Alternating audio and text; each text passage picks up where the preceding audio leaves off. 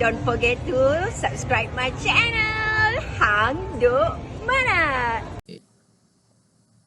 Assalamualaikum, selamat datang lagi ke channel Hang Duk Mana. Mari kita dengar respon Datuk Kak Amir tentang isu apabila ringgit mengukuh ke 4.68, ramai sunyi sepi. Okey, sebelum tu saya baca sedikit. Ringgit melonjak tinggi pagi ni cecah paras 4.60 berbanding dolar Amerika. Ringgit terus mengukuh berbanding dolar Amerika apabila dibuka tinggi pagi mendapat rangsangan daripada petunjuk positif domestik disokong oleh keadaan luar yang bertambah baik. Okey, mari tinggal respon detail Dr. Kamal. Dia akan nanti kita komen macam biasa.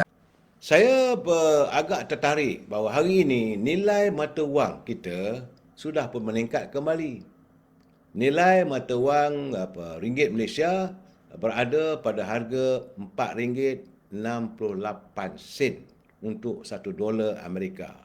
Sedangkan seminggu dua yang lalu boleh dikatakan hari-hari warga net mencerca PMX mengatakan bahawa apa nak jadi apabila nilai mata wang kita merosot sampai RM4.80 untuk $1.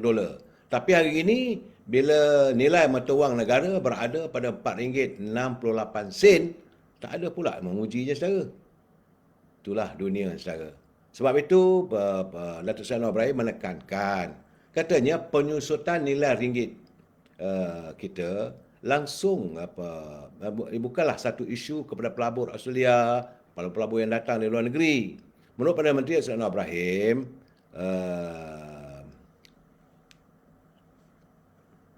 masalahnya mereka memandang pada isu-isu berkaitan asas ekonomi yang lain seperti inflasi, pasaran saham dan pengangguran. Jadi sepanjang pertemuan Datuk Seri Anwar Ibrahim di Australia, saudara, bila bertemu dengan bank, dengan pelabur dan ahli perniagaan, susut nilai ringgit tidak menjadi isu pada para pelabur. Tapi hari ini apabila naik, apabila mata wang ringgit kita bertingkat, menambah kedudukannya daripada mengelonsor sampai RM4.78 83 tak silap saya. Itu menimbulkan kekecohan. Satu Melaya saudara heboh. Cuma hari ini senyap sepi. Sepatutnya pujilah saudara. Jadi keadaan-keadaan begitu. Saudara Azminuddin, Gaza kekejaman tidak akan berakhir kerana dunia hanya melihat saja. Itu saja. Azminuddin. Azminuddin dia kata, beritahu pada Raja Kamal Raja Bazian, dia kata dia terpaksa guna earphone. Okeylah tu sikit. Bagaimanapun saya akan berusaha lah besok saudara supaya siaran kita ini dapat didengar dengan jelas lagi. Nur Azizah tak apalah, dia kata lesson learn. Itulah kita harus menambil ini sebagai pengajaran. Bila mata wang negara kita susut, bergedebuk satu Melaya. Hari ini tak ada bercakap. Saya cuba tengok saudara. Saya tengok dalam Facebook sepanjang perjalanan saya dari Kuala Lumpur ke Jeddah Baik ini, saya tengok adakah pujian ke, adakah mengatakan bahawa kedudukan ekonomi kita tambah baik. Tak ada saudara. Dan mereka yang selama ini mencerca kerajaan, Madani dengan macam-macam omelannya, senyap sepi. Tapi begitulah lumrah alam saudara. Sebab itu saya ingin menyantuni pandangan kepada saudara Gulam Muzaffar. Dia hantar kiriman pada saya. Dia cakap dia bahawa kementerian yang disebut dalam Kongres Ekonomi baru-baru ini, dia kata kalau boleh menteri-menteri, kementerian-kementerian terbabit bantulah sewajarnya. Dan diharapkan agar kementerian ada had limit untuk beri bantu pada usahawan yang dah berjaya. Kalau orang dah berjaya tu tak apalah, tapi yang baru nak memulakan perniagaan perlu disuntik, perlu diberikan bantuan sebaik mungkin. Kerana mereka memerlukan tongkat. Usahawan yang berjaya sepatutnya perlulah mereka bantu sama. Jadi bila usahawan bawahan ini meminta bantuan, sekarang ni banyak birokrasi. Saya nak beritahu Perdana Menteri dah balik ke Malaysia ini, Yang Amat Datuk Seri, apa yang dialami oleh warga Bumiputera kita ini, masalahnya adalah masalah birokrasi. Beberapa malam dulu pun saya dah bercakap, pihak-pihak bank nak bagi pinjaman kepada usahawan Bumiputera, punyalah seksa susahnya, Tuhan aja yang tahu. Disemak sana, semak sini, cek sana, cek sini. Saya bagi contoh. Bagi warga Bumiputera nak berniaga dalam musim bulan puasa ni, yang berniaga makanan dan sebagainya. Mereka nak beli kanopi, nak beli ini peralatan sebagai modal, masih ramai tak dapat. Sedangkan sepatutnya kementerian-kementerian terbabit harus mengulurkan bantuan sesegera mungkin. Dan saya juga mengharapkan ini dalam 3 hari lagi kita nak berpuasa. Kabarnya petak-petak untuk warga bangsa kita berniaga di bazar Ramadan semakin sukar untuk diperolehi, didapati. Ada yang mengenakan bayaran yang agak tinggi. Saya haraplah agar pejabat di PBT, Dewan Bandaraya menghentikan birokrasi dan juga meletakkan syarat yang tinggi kepada warga bangsa kita nak berniaga. Inilah masanya mereka berpeluang untuk berniaga barang makanan. Janganlah dikecualikan, janganlah dinafikan usaha mereka. Sebab itu saya mengatakan bahawa pihak-pihak bank sepatutnya dah boleh bagi bantuan. Yang Amat Perdana Menteri dah mengumumkan ada bantuan untuk 1 bilion untuk membantu peniaga-peniaga Bumiputera. Jadi nak tunggu apa lagi? Bantuan masih lagi penuh dengan birokrasi. Petak-petak perniagaan sukar diperolehi. Itulah keadaannya, saudara.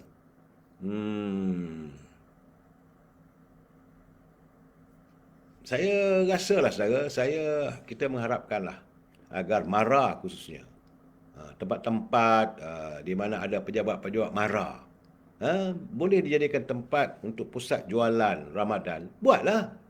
Apa ada masalahnya? Semarakkan.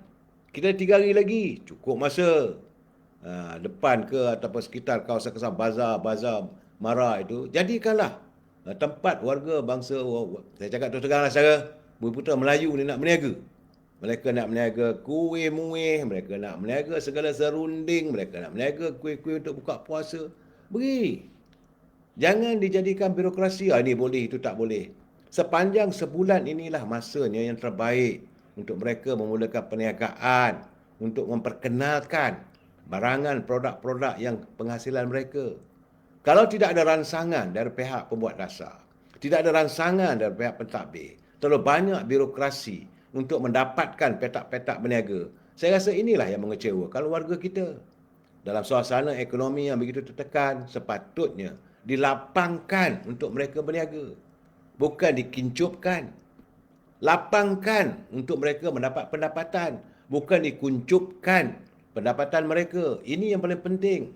Saya kadang-kadang saya sedih apabila melihat pegawai-pegawai kita ni yang duduk sebagai pegawai di Majlis Kerajaan Tempatan. Boleh buat tak tahu saja. Sepatutnya sekaranglah berusaha ni, 2-3 hari ni.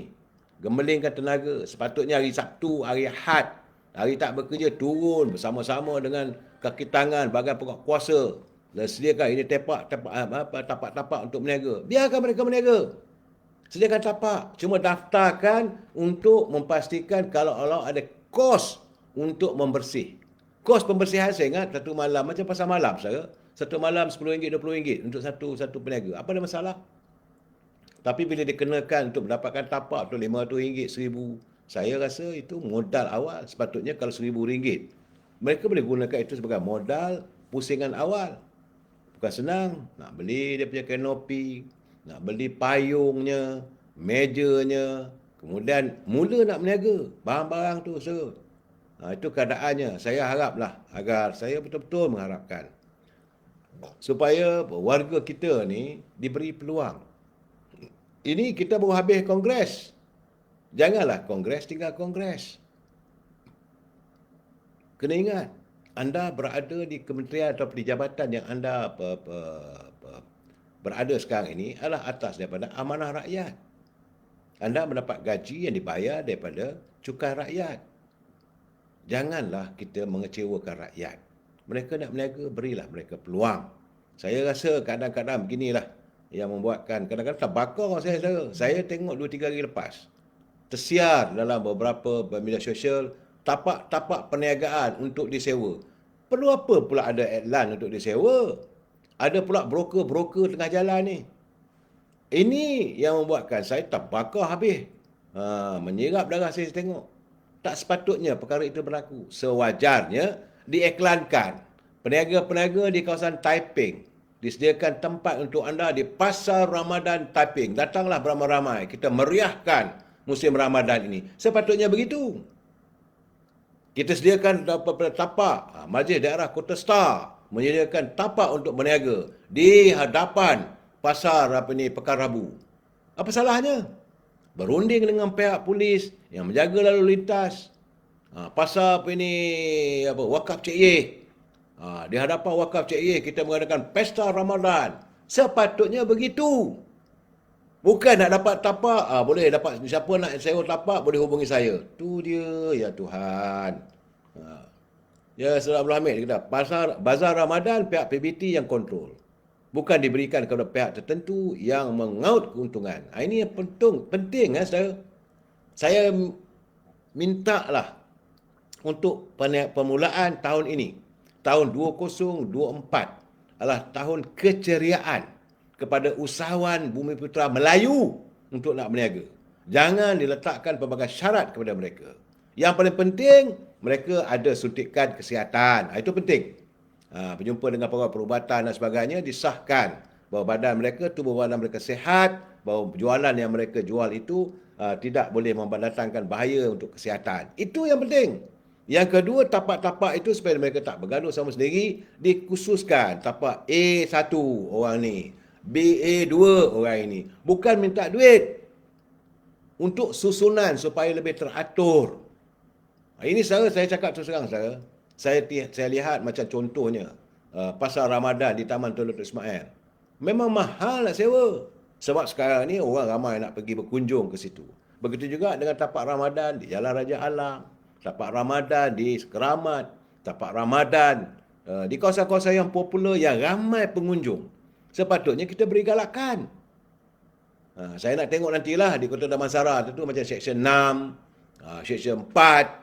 Jangan ada lagi kutipan-kutipan yang bagi saya tidak munasabah. Kutipan hanya untuk kos pembersihan.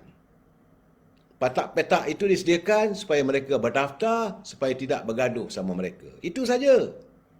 Janganlah bazar Ramadan ini menjadikan bazar air mata. Kena ingat kadang-kadang saya ada kalanya mereka berniaga tiba-tiba hujan. Pendapatan tak ada.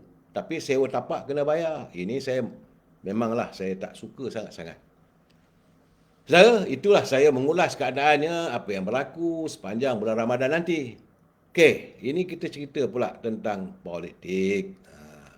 Saya agak ingin menyantuni kenyataan yang amat berhormat Datuk Seri Presiden saya. Ini politik saya, Datuk Seri Zahid. Dia menyatakan bahawa PAS sebenarnya tidak ikhlas untuk menghidupkan muafakat nasional. Sebab itu, mereka hanya menjaja saja dan meletakkan kesalahan kepada UMNO Barisan Nasional. Jadi, apa yang dinyatakan oleh Presiden UMNO, Zaid Hamidi, berkaitan keikhlasan PAS untuk menghidupkan semula muafakat nasional itu, memanglah pada mulanya kita melihat ada asasnya, tetapi kita merasakan mereka mahu mewujudkan muafakat nasional itu kerana ada udang di sebalik batu. Menurut Datuk Zahid, dia kata, masa mula-mula muafakat nasional tubuhkan, UMNO ikhlas menawarkan rumah UMNO untuk menghimpunkan orang UMNO dan PAS. Dan sampai hari ini saya masih ingat peristiwa tersebut. Kita akan ingat bila-bila masa saja. Dan waktu itu kalau saudara sekarang ni pun kalau saudara pergi bertandang ke rumah UMNO akan terpampang gambar itu tidak akan diturunkan. Bagaimana mesranya antara warga UMNO dengan PAS berpeluk-pelukan, yang menangis-menangis saudara. Tapi apa yang PAS lakukan selepas itu? Selepas kita memeterai piagam muafakat nasional, apa dilakukan oleh PAS? Senyap-senyap, PAS pergi cari bersatu. Jadi ketika itu, apa yang digunakan oleh PAS sebagai omelan mereka? Kononnya, PAS mahu mengukuhkan muafakat nasional dan memperkasakan Perikatan Nasional. Jadi nampak nyata bahawa PAS ni nak main 2 kolam. Itu cerita dia saudara. Sebab itu saya mengatakan dalam sesuatu usaha untuk kita mencari perdamaian, untuk kita bersama, mesti ada keikhlasan. Kita komen saya satu ialah kita pun tahu 2-3 hari lepas bila RM jatuh kepada 4.8, ya Allah, semua pakat bising, semua pengulas pakat bercakap.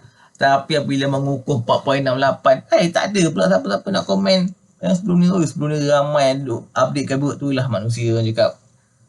Time buruk je dia orang pakai duk hantam. Time baik tak ada pula nak memujinya. Tak tahulah kita kan, itulah perangai dia. Okay lah tuan-tuan. Mari terus menyokong kajian perpaduan PMA Anwar Ibrahim. Assalamualaikum.